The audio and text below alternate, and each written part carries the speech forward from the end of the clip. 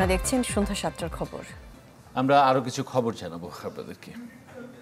দর্শক, শুরুতে আপনারা জানছিলেন যে কিরগিজস্তানের বিশকেকে বিদেশি শিক্ষার্থীদের উপর স্থানীয়রা হামলা চালিয়েছে।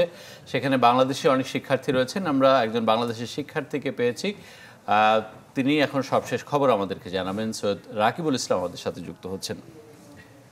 রাকিব, আপনি নিশ্চয়ই শুনতে পাচ্ছেন আমাকে।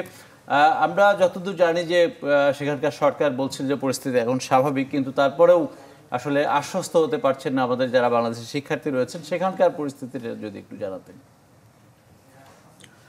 আসলে এখানকার পরিস্থিতি বর্তমানে খুবই ভয়াবহ অবস্থা ধারণ করেছে, কারণ গতকাল রাত থেকে যে অবস্থা ছিল, আমাদেরকে বারবার বলা হয়েছিল যে ঘটনার একটা সমাধান আসবে এবং খুব দ্রুতই আমাদের এই পরিস্থিতি থেকে বের করে নেওয়া হবে। কিন্তু এখন অবধি আমরা কোনো ধরনের কোনো সহায়তা বা কোনো সাপোর্ট আমরা এখানে পুলিশও করেনি আমাদেরকে, বা বাংলাদেশের কোনো অথরিটি বা আমাদের আমাদের যেহেতু এখানে কোনো এম্বাসি নেই, আমাদেরকে উজবেক এম্বাসি হচ্ছে আমাদের মেইন এম্বাসি, যার কারণে হচ্ছে আমাদের খুব বড় একটা সমস্যা যে এখানে পাকিস্তানি এবং ইন্ডিয়ান স্টুডেন্টসদের জন্য এম্বাসি রয়েছেন, এবং তারা সেখানে গিয়ে তাদের সকল সমস্যার সমাধান এবং যে কোনো প্রবলেম হলে তারা সেখান থেকে সহায়তা পাচ্ছেন। কিন্তু আমরা এত ঘটনার এত সময় অতিবাহিত হওয়ার পরেও আমরা এখন অব্দি কোনো ধরনের কোনো সহায়তা আমরা পাইনি।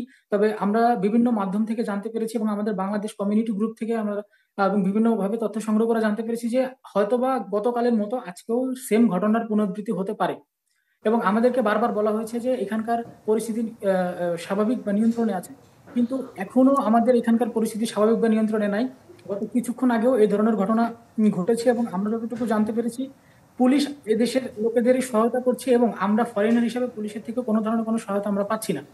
ইভেন আমাদের যাবতীয় 2 দিন হলো আমাদের কাছে খাবার এবং পর্যাপ্ত পরিমাণ বা খাবার নেই, এবং আমরা মানে ঘুমাতে পারছি না। আমাদের মানসিক অশান্তি এবং হচ্ছে খুব খুব একটা ভয়ঙ্কর পরিস্থিতি আমাদের মধ্যে বিরাজ করতেছে এই মুহূর্তে।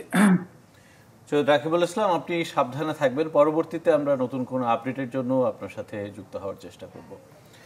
দর্শক, সৈয়দ রাকিবুল ইসলাম বাংলাদেশের মেডিকেল শিক্ষার্থী, যিনি কিরগিজস্তানে রয়েছেন, আমাদেরকে সেখানকার সবশেষ পরিস্থিতি জানাচ্ছেন।